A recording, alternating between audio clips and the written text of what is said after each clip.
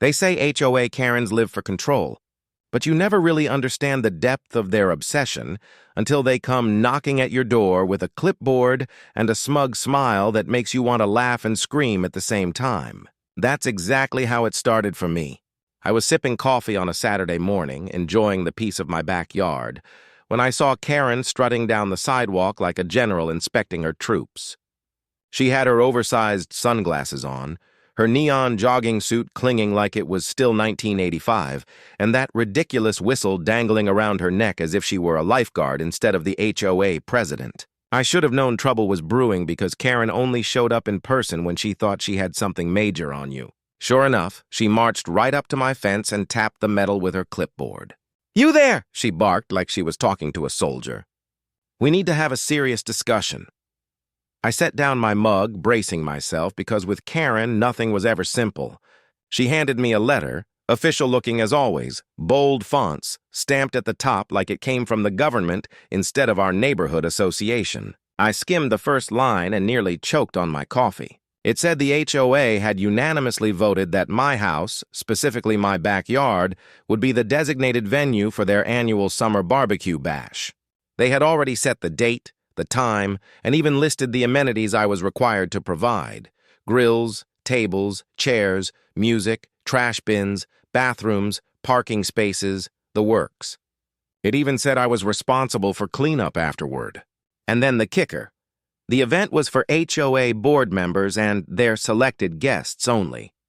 In other words, I was not invited to the party happening on my property. The arrogance of it made my head spin. Karen didn't even ask. She dictated. She wrote in the letter, "Homeowner cooperation is mandatory as determined by HOA bylaws." She actually underlined the word mandatory. I laughed at first because it was so absurd, but the longer I stood there, the more it burned. Karen had her own backyard with a perfectly good patio, yet she wanted mine. Why? Because my yard was bigger, my grill was better, and more importantly, she wanted to show off her power. She wanted to humiliate me by throwing a party in my space while locking me out like some kind of servant. I handed the letter back to her and said, "Karen, this isn't happening. You need to pick another venue." Her fake smile cracked into a scowl, and she leaned in, whispering like she was some kind of mob boss. "Oh, it's happening. The board already voted. Don't make this harder on yourself." Then she turned on her heel and strutted away, leaving me fuming in my own yard. I spent the rest of that day pacing, the letter crumpled in my hand. The more I thought about it, the angrier I got. This wasn't just rude. This was war. Karen wanted to use my property to puff up her ego? Fine. But I wasn't going to let her win. By evening, I had already called my buddy Mark, who worked in event rentals. "Mark," I said, "I need a favor. I need a sound system, smoke machines, and a whole bunch of party lights. And I need them for the same night Karen's barbecue is supposed to happen." Mark laughed and said, "What are you planning?"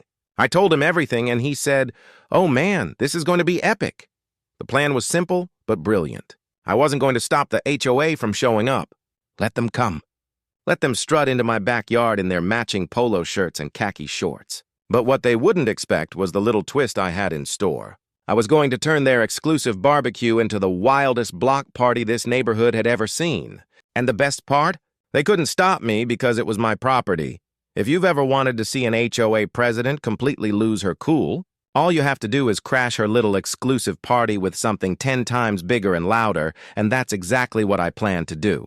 The week leading up to the barbecue, I played it cool. I didn't argue, didn't send emails, didn't post angry rants in the neighborhood group. That's what Karen wanted. She thrived on conflict so she could whip out her bylaw book like it was the Bible and act like she was judge, jury, and executioner. Instead, I let her and her little board strut around the neighborhood, bragging about their private event at my place. I heard them talking at the mailbox, laughing about how funny it would be to watch me standing outside my own yard while they enjoyed my grill. Every time I overheard their smug little conversations, I smiled to myself because they had no idea the storm that was coming.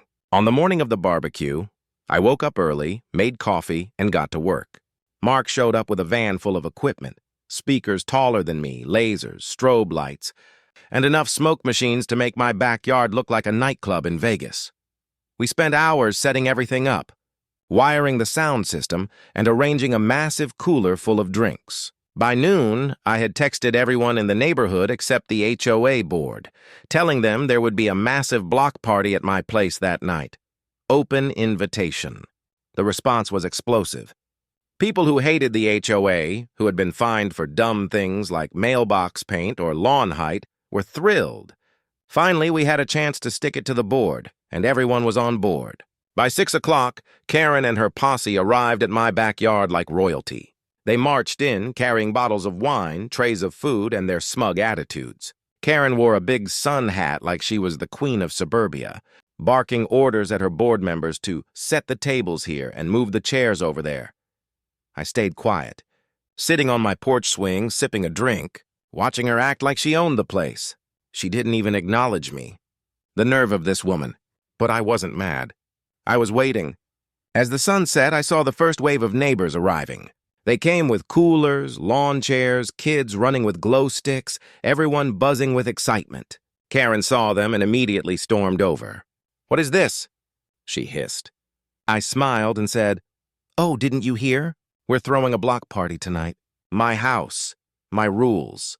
Her face turned red, but before she could spit out a word, the music kicked in. Bass shook the ground, lights lit up the entire street, and neighbors flooded into the yard. Within minutes, there were more than 50 people laughing, dancing, eating, and having a blast. The barbecue smoke mixed with the laser lights, kids were splashing in the pool, adults were cracking open beers, and everyone was cheering. Karen tried to scream over the music, demanding everyone leave, but no one listened. In fact, the more she shouted, the funnier it got.